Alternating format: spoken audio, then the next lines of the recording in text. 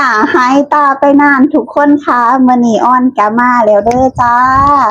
สบายดีสวัสดีค่ะพี่ๆทุกท่านมื้อนี้เนาะอ้อนก็มีข่าวจะมาแจ้งให้พี่ๆจ้าทุกคนค่ะเนื่องจากว่าอ้อนไปคลอดมาตั้งแต่วันศุกร์จ้าทุกคนเนาะเพิ่นนอนอยู่นะทุกคนอ้อนบ่อยากไปกวนเดี๋ยวอ้อนจะขึ้นดูนี่ค่ะเนาะเด็กชายนาทีของอ้อนเนาะชื่อเล่นชื่อไทม์ค่ะทุกคนค่ะชื่อคือพ่อเพิ่นทุกคน มื้อนี้ทุกคนค่ะอ้อนจะมาเล่าสู่พี่ๆ FC ฟังว่าการที่ไปคลอดอยู่โรงพยาบาลไทยนี้มันดีอะลีนะทุกคนโอ้โฮอ้อนตัดสินใจบ่ผิดเลยเนาะที่ว่าบ่ได้เมื่อบ้านก็เราก็สามารถคลอดอยู่ในโรงพยาบาลไทยได้เพราะว่ามันปลอดภัยนั่นเองเนาะคุณหมอแล้วก็อ่าพยาบาลเนาะดูแลเราอย่างดีที่สุดเนาะ คือเว้าง่ายๆคือดูแลยิ่งกว่านั้นนะทุกคนโอ้โฮอ้อนประทับใจมากๆอ้อนมีเรื่องราวมากมายที่จะมาเล่าให้พี่ๆ FC ฟังนะทุกคนถ้าน้องอ้อนคลอดอ้อนอ่าวันพฤหัสน่ะอ้อนยังเฮ็ดงานอยู่ได้แต่ว่าช่วงบ่ายๆเนาะอ้อนรู้สึกแปลกๆก็เลยหยุดเนาะแต่พอวันศุกร์แล้วอ้อนเจ็บท้องประมาณ7โมงเนาะทุกคนพอประมาณเที่ยงเนาะอ้อนก็คลอดเลยคือก็โอเคอยู่นะทุกคนแล้วก่อนสิคลอดนะทุกคนคือระหว่างเจ็บท้องคลอดกับคลอดแล้วโอ้โฮมันช่างแตกต่างกันจริงๆทุกคนค่ะโอ้อ้อนแบบอ้อนเลือกอ้อนเลือกคลอดธรรมชาตินะทุกคนแล้วคือคุณหมอเขาแบบว่าจั่งใดดีอะ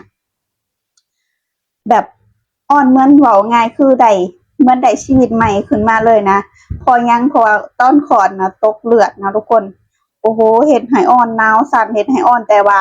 แบบทั้งแฟนน้องทั้งหยังคือเป็นห่วงหลายทุกคนพ่อแม่ทางบ้านก็โอ้ว่าสิจั่งใดกินบ่ได้นอนบ่หลับเพราะว่าอ้อนก็อาการก็หนักพอสมควรเนาะคือแบบตกเลือดนะถ้าอยู่บ้านบอกได้เลยว่าตกเลือดโอ้บ่อยากสิคิดเลยคันไปบ่ฮอดมือหมอเนาะ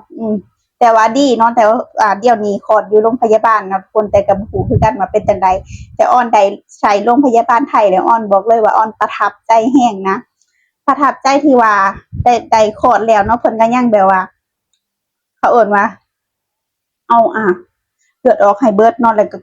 กดท้องโอ้โฮเกือบเกือบค่ำอะทุกคนแล้วฮู้บ่ทุกคนที่ว่าเพิ่นเฮ็ดจังซั่นเนาะเพิ่นว่าอ่าที่แรกเพิ่นก็แจ้งแล้วทุกคนว่าเลือดตกอิหยังแบบอย่าให้เลือดค้างในมดลูกเนาะ เพิ่นแบบโอ้โฮมาคุมใส่กันคือหลายคนมากๆทุกคนค่ะเนาะแล้วบางครั้งอีกแบบว่าคุณหมอคนหนึ่งเฮ็ดได้เนาะแต่ว่ารู้สึกว่าของอ้อนน่ะรู้สึกว่ามันยังบ่เบิดเขาว่ายังมีก่อนโอ้โฮเอิ้นหมอใหญ่มาพร้อมนะทุกคนโทรหาหมอใหญ่ว่ามาเบิ่งอาการอ้อนเลยเขาก็เบิ่งคืออ้อนน่ะบ่ได้มีหยังแค่แบบว่าจังซี่เลยแบบมันหนาวสั่นนะทุกคนเนาะแล้วก็หลังเขาคลอดแล้วเขาก็ลวกอิหยังออกแล้วเขาก็เย็บ ใช้เวลาเย็บอีกเย็บกับบ่ทออันนั้นอ่อนแบบช้าไปเบิดณวิธีตอนนั้นน่ะช้าไปเบิดแล้วก็มีคล้ายๆว่าแพทย์เขาเอิ้นแพทย์อิหยังแบบเป็นแพทย์นักศึกษาเนาะมายืนเบิ่งหลายคนบางไสหลายคนก็อาจสิว่าอายแหล้วทุกคนแพทย์นักศึกษาผู้ชายเนาะสำหรับอ่อนบ่มีคำว่าอายเนาะเพราะว่าคันเขาเลือกที่จะเป็นแพทย์เป็นหมอเนาะเรื่องพวกนี้นะเขาก็รับได้อยู่แล้วแล้วเราเป็นคนไข้เพื่อชีวิตของเราอ้อนคิดว่าเพื่อชีวิตของเรา บ่มีหยังที่จะอายดอกเนาะทุกสิ่งทุกอย่างแล้วทุกคนบ่มีหยังที่จะอายเลยบอกเลยแล้วเขาเงียบแล้วเขาก็อันนั้นเบิ่งกดท้องเบิ่งเนาะนวดเบิ่งแล้วก็รู้สึกว่าเขาว่ามันมีก้อนเนื้อเขาก็เพิ่นกดจนเนียนจนให้มันเบิดจนให้มันเบิดพอคันมันบ่เบิดก็บ่ยอมปล่อยออกจากห้องคลอดทุกคนคือเขาจะเป็นแผนกเนาะอ้อนเพิ่งเข้าใจว่าเขาไปหันมันต้อง เป็นแผนกอะนะแผนกไผแผนกมันถ้าแผนกนี้เฮ็ดยังบ่สำเร็จก็ยังบ่ส่งอ้อนไปอยู่ที่แบบห้องพักฟื้นเนาะพักฟื้นหลังคลอดนะก็คือหลังคลอดนั่นแหละเขาก็ยังเฮ็ดแบบตั้งหลายชั่วโมงเพื่อจะแล้วหนาวอ้อนก็หนาวสั่นกันนะพอหนาวสั่นเนาะมันแบบหนาวสั่นจังได๋บ่ฮู้หันนะอ้อนก็เลยพอหนาวสั่นแล้วพอมันดีขึ้นแล้วเนาะเขาก็ให้กิน ไอ้เข็นมาห้องคลอดเนาะเข็นมาห้องคลอดเขาก็ลุ่มใส่อีกพอแบบสักพักประมาณตอนกลางคืนช่ว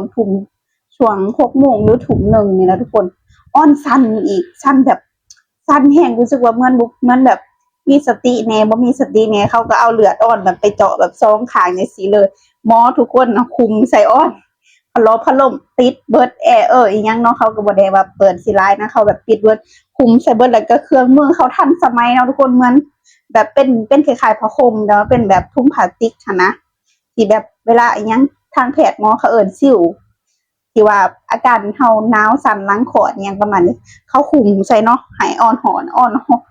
หนาวแห้งหนาวแบบตุ่มพรม2-3คืนก็ยังหนาวอ่อนแบบหนาวแห้งแบบโอ้พยาบาลบอกว่าแบบหนาวแห้งทั่วบ่ได้แบบสั่นแบบจังซี่แบบจังซี่เลยแบบสั่นแห้งอ่อนเพิ่นเข้าใจว่าอาการหนาวสั่นนี่มันเป็นจังซี่อะลีแบบไข้ขึ้นแบบสูงริบริ่วเลยอะไข้ขึ้นแห้งรู้สึกพยาบาลก็พยายามเว้าตลกให้ฟังโอ้คนไข้เพิ่นจังซี่อ่อนก็ก็สามารถสื่อสารได้แหน่บ่อะไรก็ได้แหน่แบบคล้ายๆว่าสื่อสารได้แหน่จักหน่อยแต่ก็มันแบบยังเบ้อๆเนาะหั้นเพราะว่ามันหนาวสั่นแห้งเนาะแต่ก็ยอมรับเครื่องมือเขาทันสมัยอะลีแล้วที่ว่าประทับใจเนาะเป็นเป็นโรงพยาบาลรัฐเด้ทุกคนแต่ว่าเพิ่นดูแลเฮาแบบดีที่สุดอะลีเนาะเฮาเป็นคนไข้ของเพิ่นน่ะเพิ่นดูแลเฮาดีที่สุดอะลีรู้บ่ทุกคนมื้อนั้นค่ะเพิ่นบ่ให้อ้อนลงจากเตียงเลยเพิ่นว่าย้านอ้อนน่ะเป็นลมอ้อนน่ะเสียเลือดมากเพิ่นว่าแล้วก็มีแบบพยาบาลเขาสิเอิ้นว่าพยาบาลแม่บ้านหรืออิหยังบ่แน่ใจเป็นชุดเหลืองๆเนาะคือเวลาอ้อนบอกว่าอ้อนปวดฉี่เขาบอกว่าฉี่ตรงนี้เลยเดี๋ยวพี่เก็บอ่อนว่าแบบขนาดนั้นแล้วอ่อนแบบว่าบ่กล้านะทุกคนคือเฮาแบบตั้งแต่ใหญ่ตั้งแต่น้อยใหญ่จนมาเฮาก็บ่เคยให้แม่ที่จะมาเก็บเก็บฉี่เฮาแล้วก็มาเช็ดก้นเช็ดหยังเฮานะอันนี้คือบ่เลยคือเขาให้เฮาตรงนั้นเนาะแล้วก็เขาก็เก็บเองป๊าดอ่อนว่าอ่อนแบบเพิ่งรู้ได้นี่ว่าโรงพยาบาลไทยอะ เขาเฮ็ดกันถึงขนาดนี้เลยบ่หรือว่ามันเป็นจรรยาบรรณของแท้บ่หรือว่าจั่งใดคืออ้อนน่ะอายแต่ว่าเขาก็พยายามบอกอ้อนว่าอย่าสู้อายเนาะเขาก็บอกว่าฉีดไปเลยเดี๋ยวพี่เก็บเองโอ้โฮได้คำนี้แบบยิ่งกว่าแม่เฮาเลยแบบส่ำแม่เฮาเลยดูแลเฮาแล้วเขาก็บ่สิว่าขี้เดียดได้ทุกคนเขาเก็บแบบพึงพอใจอะเขาบ่ได้ว่าสิเฮ็ดหน้าขยิกขะแยงคืออ้อนโอ้โฮอ้อนว่าแบบสุดยอดอะลีอะเขาเฮ็ดแบบ เพื่อใดจะได้เก็บฉี่แล้วก็เช็ดก้นเช็ดแพ้เพชรอ่าเช็ดแพ้เช็ดหยังให้เฮาถูกขังล้างเฮาฉี่ล้างเฮาอึในเตียงเพราะเพิ่นบ่ให้ลงวันที่2เขาก็มาตรวจตลอดเนาะวัดไข้ตลอดวัดไข้อ้อนตลอดเลยก็มาเบิ่งน้ำเกลือเนาะน้ำเกลือก็ใส่2ข้างอ่อนคือแบบใส่2ข้างเลยเพราะว่าอาการหนักแฮงเด้ตอนอาการหนักแฮงที่สุดอ้อนยอมรับเลยเขาถึงขั้นเข็นลูกมาให้เบิ่งเลยว่าตอนนั้นอ้อนแบบคุณแม่บางออนดูลูกก่อนสิเผื่อจะได้มีกำลังใจค่ะบอกว่าเขาว่าม่วนๆเนาะทุกคนแต่ก็บริการดีมากๆเลยเนาะทุกคนอ้อนว่าขนาดนี้เลยบ่เนาะ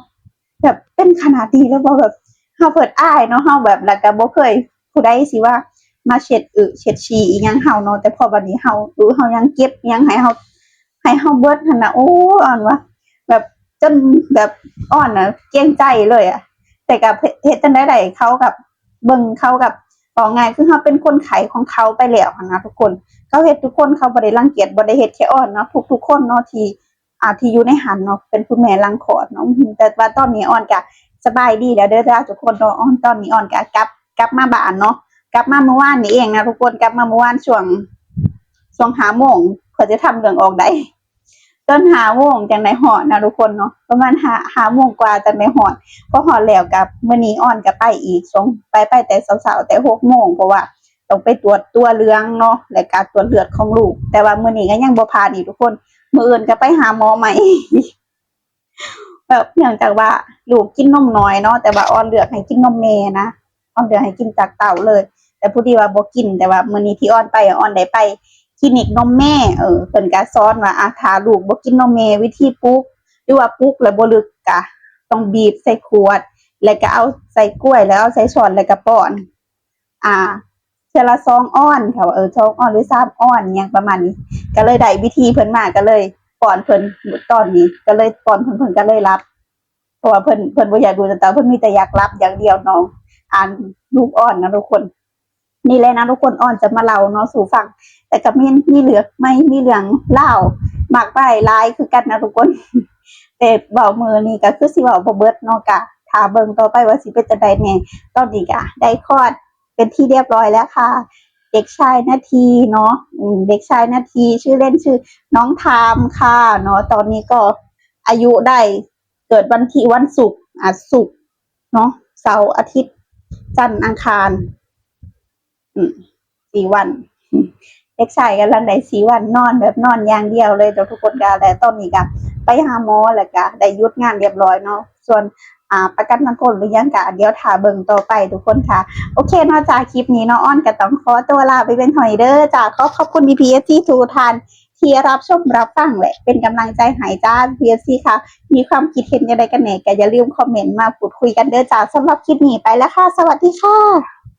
บ๊ายบาย